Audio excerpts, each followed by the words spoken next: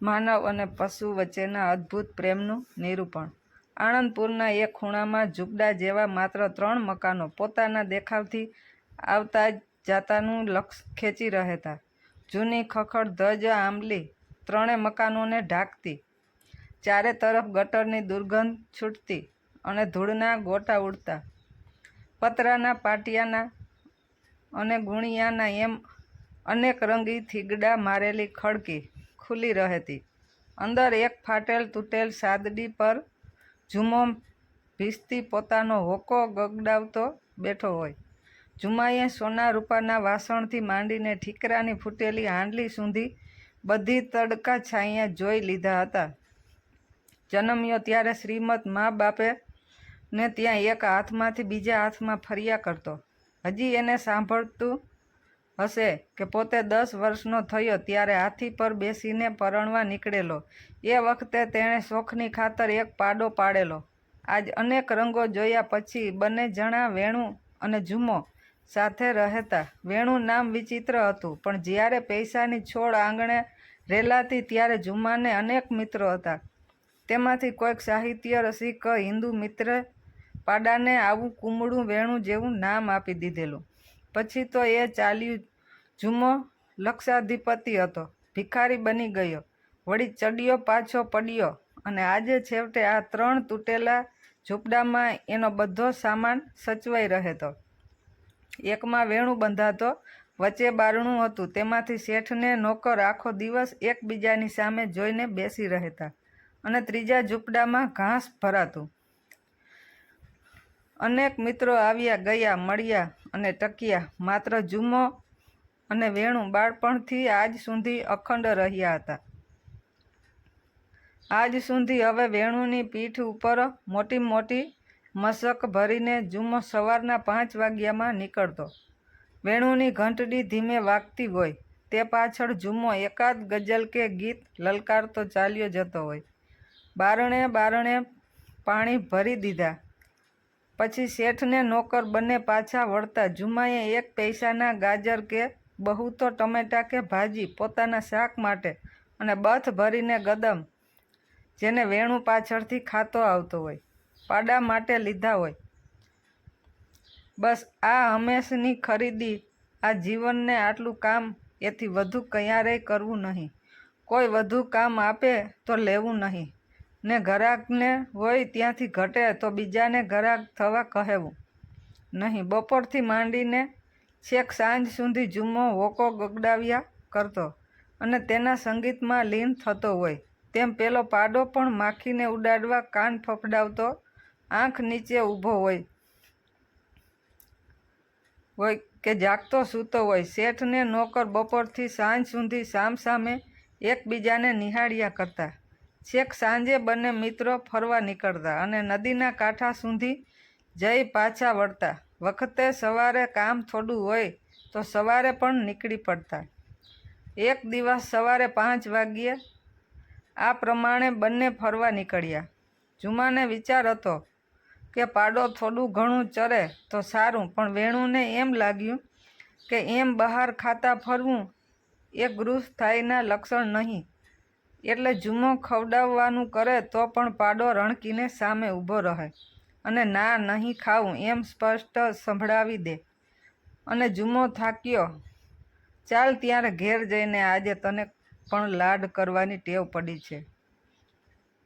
વિજય થયો હોય તેમ પાડો આનંદમાં રણક્યો. પોતાના પૂંછડાને બરડા પર પછાડ્યો ને ઝુમ્માની સામે જોઈ કાન ફફડાવીને રણક કરતો તે ચાલ્યો. જીતના આનંદમાં પહેલાં તો એ થોડુંક દોડ્યો. જોજો હવે પાછો વાળું કે દોડવાનું છે, ઝુમ્માએ મોઢેથી ઠપકાની બૂમ પાડી. પણ તે પહેલાં વેણુ તો રસ્તે ચડી ગયો હતો. રસ્તામાં આડે રેલવેની સડક હતી. જરાક ઉતાવળે ચાલતા પાડાનો પગ રેલવેના 2 પાટાની વચ્ચે આવી ગયો. પગને કાઢવા તેણે પ્રયત્ન કર્યો, પણ ફોગટ ધબ થઈને નીચે બેસી ગયો ને જેમ જેમ પગ કાઢવા પ્રયત્ન કર્યો તેમ તેમ વધારે ને વધારે ભરાતો ગયો. ઝુમ્મો પાછળ હતો. તે શ્વાસભેર દોડ્યો આવ્યો. તેણે આવીને પાડાનો પગ લઈ આમ તેમ મચડ્યો, પણ બધું વ્યર્થ. આછું અંધારું ને આછો ઉજાસ હતો. થોડે દૂર સિગ્નલનો હાથો નમેલો દેખાતો હતો. જુમાના પેટમાં ધ્રાસકો પડ્યો. ગાડી આવશે તો એ એકદમ રસ્તા તરફ દોડ્યો. સવારના વહેલા ફરવા નીકળેલા 2 શોખીન જુવાનોને તેણે આવતા જોયા. તેમના એક એક હાથમાં નેતરની સીટીઓ ઉછળતી હતી અને ખુશનુમા હવા લેવા માથા પરથી ટોપીઓ ઉતારી બીજા હાથમાં લઈ લીધી હતી. ગાંડો દોડે તેમ જુમો દોડ્યો. એ ભાઈ સાબ, મારો વે, મારો પાડો, અબ ઘડી કપાઈ જશે. જુઓ પણે જુઓ, પાટામાં સપડાયો છે. બંને જણાએ જુમાએ દેખાડ્યું ત્યાં જોયું. કાંઈક કાળું કાળું તરફડતું લાગ્યું. શું છે મારો વેણું પાડો? ઓહો, જા જા, ફાટકવાળા પાસે દોડ. તમે મા બાપ ટેકો દો તો પગ નીકળી જાય, જીવ બચે. અમે તું દોડ દોડ, ફાટકવાળાને કહે. એમ કહીને એ બંને જણા તો ચાલતા થઈ ગયા. જુમો ફાટકવાળા તરફ દોડ્યો, પણ ઘરમાંથી આવતા ઘંટીના અવાજ સિવાય કોઈ માણસ ફરકતું લાગ્યું નહીં. એટલામાં છેટે ગાડીની સિસોટી સંભળાઈ. જુમાએ ચારે તરફ એક નિરાશ દ્રષ્ટિ ફેંકી, પણ માણસનું કોઈ છેયું સરખું એ જણાયું નહીં. ઝપાટા બંધ સિગ્નલના થાંભલા તરફ દોડ્યો. સાંકળ ખેંચી. ઘંટીના અવાજમાં તેનો સાદ સંભળાય તેમ હતું નહીં. તેણે જોરથી બારણામાં પાટું માર્યું. એ કોણ? એ ચાલો ભાઈ બહેન, સિગ્નલ ફેરવો, મારું જાનવર કપાઈ જશે.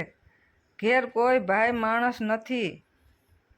બસ આટલા બેદરકાર જવાબની સાથે જ ઘંટી ફરીથી ગાજવા માંડી. હવે ટ્રેનનો અવાજ પણ સ્પષ્ટ સંભળવા લાગ્યો.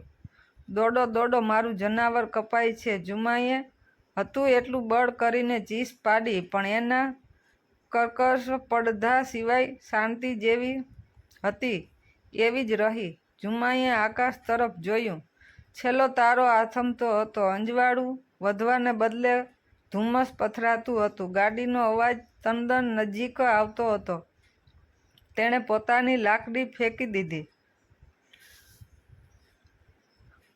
યા પરવરદિગાર, તેણે મોટેથી બૂમ પાડી. એટલું બોલીને જુમો એકદમ દોડ્યો. વ્યર્થ મહેનત પછી વેણું થાકીને હાંફતો પડ્યો હતો. તેની ગોદમાં તે ભરાઈ બેઠો. વેણુએ તેને શાંત રીતે ખંજવાળિયા કર્યું. દોસ્ત ભાઈ વેણુ, આપણે બંને સાથે છીએ હો. અને એમ કહીને જુમો છેક તેના પગ પાસે પડ્યો. દર પળે ટ્રેનના ધબકારા વધ્યા. સિસોટી પર સિસોટી થઈ. જોશબંધ ફરતા પૈંડા સંભળાયા. જુમો વેણુને ભેટી પડ્યો, પણ જેવી ગાડી છેક નજીક આવી કે તરત જ પોતે બેભાન થાય તે પહેલાં વેણુએ માથું ઉચક્યું અને પોતાના શેઠને બચાવવા એક ઝપાટે માથું મારીને તેને પાટાથી દૂર ફેંકી દીધો. વેણુ પર થઈને આખી ટ્રેન ચાલી ગઈ. તેના ધગધગતા લોહીના પ્રવાહથી જુમાનું કેડિયું ભીંજાઈ ગયું. તેને કળ વળીને બેઠો થયો ત્યારે લોહીના ખાબોચિયામાં ઢકાયેલા થોડા છૂટા છવાયા ભાગ સિવાય તેના પ્યારા મિત્ર વેણુનું કાંઈ પણ નામ નિશાન રહ્યું ન હતું. હજી પણ હંમેશા જુમો સવારમાં જ એકલો અશાંત એ રસ્તે ફૂલ લઈને આવતો દેખાય છે અને એક માનીતા પથ્થર પર ફૂલ મૂકીને વેણું વેણું વેણું એમ 3 બૂમ પાડીને ચાલ્યો જાય છે. મિત્રો, આ વાર્તા વિશે આપનો મંતવ્ય જરૂર આપશો.